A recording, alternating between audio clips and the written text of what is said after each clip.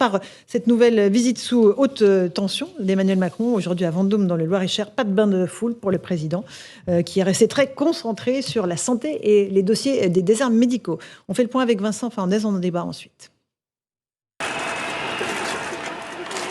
À l'arrivée du chef de l'État à Vendôme, les huées, les sifflets et les casseroles retentissent.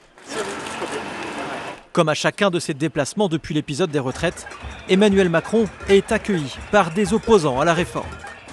À quelques dizaines de mètres de là, sur les voies ferrées, ils sont plusieurs centaines à tenter de perturber la visite du président en faisant le plus de bruit possible. Des manifestants qui entendent ne rien lâcher. Macron a annoncé sa venue hier, donc on a organisé le rassemblement en 24 heures et on est là pour lui dire que pour nous, le dossier de la réforme des retraites, il n'est pas clos, c'est pas terminé, ça continue. Le Conseil constitutionnel a enterré la démocratie il y a 10 jours, nous on est là pour continuer à la faire vivre. J'ai fait toutes les manifs, il n'y a rien qui bouge et on fait ça pour, je ne sais même pas si c'est par désespoir, c'est parce qu'on y croit toujours, voilà. Ils manifestent contre la réforme des retraites, mais pas uniquement. Alors je suis venu ici pour demander à Macron quelles mesures il compte prendre pour diminuer les dividendes, pour réduire les grandes fortunes, pour éradiquer les inégalités. Alors que le rassemblement s'est ensuite dirigé vers la sous-préfecture, Emmanuel Macron a lui conclu sa visite en allant à la rencontre d'un groupe de personnes. Tout va bien ? Vous êtes en quelle classe ? 5e et 6e. Ouais, tout va bien ? Un bain de foule trié sur le volet. Merci beaucoup Vincent Fernandez. Louis de Ragnel, pas de bain de foule en réalité, parce que c'était 2 personnes qui l'attendaient au pied de son hélicoptère, parce que le président d'ailleurs est reparti en hélicoptère, c'est le moyen le plus écologique que l'on connaisse.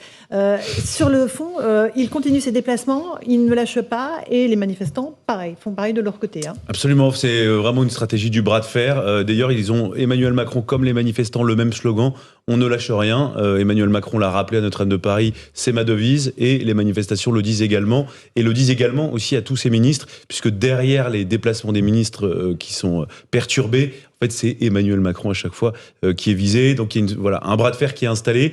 Et je pense pas qu'on puisse parler de jeu, mais si c'était un jeu, c'est le jeu de celui qui cédera le premier.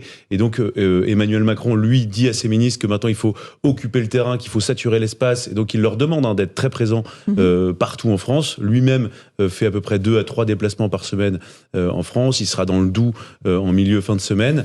Donc voilà, pour l'instant, il y a quelque chose d'un peu navrant, un peu désespérant, puisqu'ils n'ont absolument rien à se dire. La situation ne peut pas se résoudre et c'est bloqué. Franck Louvrier, encore une fois, vous avez dirigé la communication de Nicolas Sarkozy. C'est une bonne solution d'aller sur le terrain, de ne pas rencontrer les Français, de les mettre très à distance et de faire des petites phrases. La mauvaise solution, ce serait de rester dans une tour d'ivoire, c'est-à-dire de ne pas aller au contact. Alors après, il faut le faire sans déclaration intempestive, ce qui est le cas cette semaine, ce qui était moins le cas la semaine dernière. On sent qu'il y a une petite correction en matière de communication sur le sujet. On entend moins de déclarations, on voit juste une présence terrain, comme on dit.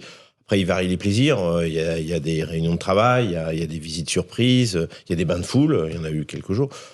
Moi, j'ai le sentiment qu'il faut quand même montrer que la République est là et elle est présente sur l'ensemble des enjeux. À un moment donné, c'est sûr que, contrairement à ce que disait un manifestant, la loi est appliquée, il y a le process législatif abouti, est allé jusqu'à la Conseil constitutionnel. Tout ça fait qu'il faut quand même que le pays avance, il faut que les affaires continuent à être gérées et qu'il y ait de nouvelles ambitions. Donc c'est ça, je pense. Alors, bien sûr que c'est un bras de fer. Mais honnêtement, la résistance, elle doit à un moment donné prendre conscience que l'État est installé et il est légitime. Bien sûr. Éric Nolot, votre sentiment ? Moi, je vois beaucoup de sujets d'inquiétude dans cette séquence. D'abord, que les déplacements d'un président de la République deviennent problématiques. C'est quand même pas un signe de démocratie en grande santé. Deuxième motif d'inquiétude, qu'un manifestant puisse dire que le Conseil constitutionnel a enterré la démocratie. Alors là, quand même, ça va très très loin. Puis il y a un troisième sujet d'inquiétude qui apparaît, c'est peut-être le moins évident, c'est que tout devient inaudible. Parce que là, sur les déserts médicaux, on ne peut pas dire que c'est un petit sujet. C'est un sujet très important pour des millions de Français. Sur un autre sujet, le débat entre assistanat et travail, à mon avis, c'est un sujet crucial. Tout ça passe à l'as, tout ça devient inaudible parce qu'on n'entend que des bruits de casseroles. Donc je trouve que c'est 3 mauvais signes adressé à la démocratie. Je trouve que la démocratie française est bien malade. Autre mauvais signe, Benoît Baret, c'est le nombre de policiers et gendarmes qu'il faut pour assurer la sécurité à la fois des ministres, des secrétaires d'État et du président sur le terrain. Alors je sais pas si c'est un mauvais signe, mais vous savez que les policiers et gendarmes sont toujours là où ils doivent être. Aujourd'hui, vous avez une fronde sociale, vous avez des personnes qui attendent le président de la République, ses ministres ou toutes les personnes qui représentent l'État. On se rend bien compte que le président de la République, c'est quand même le président de la République. Et c'est une cible aussi. Pardon ? C'est une cible pour ces manifestants. C'est une cible, évidemment. Les policiers doivent être ici, bien évidemment, pour la protection du président. Mais on se rend bien compte aujourd'hui que les policiers, ils ont aussi beaucoup d'autres missions à côté. On voit l'actualité tous les jours où on demande à des policiers, à des gendarmes d'être présents parce que le citoyen, le citoyen, les Français, tout le monde attend beaucoup des policiers. Et on voit bien aujourd'hui que les policiers sont partout, là où ils doivent être, et quelque part, ils sont aussi parfois là où ils devraient être moins être également. C'est-à-dire qu'on laisse un peu le champ libre aux délinquants pendant ce temps, c'est-à-dire pendant qu'ils sont mobilisés sur les manifs, François Pupponi, je vois pour réagir. Encore plus dans les périodes tendues comme celle-là, on prend on fait venir des forces de l'ordre d'ailleurs, mais on prend globalement toutes les forces de l'ordre des départements. Hein. Et quand ils sont là, ils sont pas ailleurs. C'est effectivement. Donc, et je pense que l'annulation d'un certain nombre de visites des ministres, c'est dû à ça. C'est quand les préfets disent stop. Autant le président, ok, la première ministre, je veux bien. Les autres, si vous pouvez arrêter un peu, parce qu'on sait plus faire, quoi. Donc, souvent les préfets disent là, on est incapable d'assurer la sécurité, donc renoncez. C'est vrai. Bon, j'ai connu ça pendant plusieurs années. D'abord, les préfectures et les préfets sont sous pression. Il faut pas se leurrer parce que il faut ramener des effectifs à l'endroit où est le ministre ou le secrétaire d'État ou le président. Mais c'est aussi, je dirais, la force d'un État. C'est de ne pas être sous pression des manifestants. C'est qu'à un moment donné, ce bras de fer, il est institutionnel. C'est l'État qui impose sa loi et la loi de la République. C'est pas les manifestants.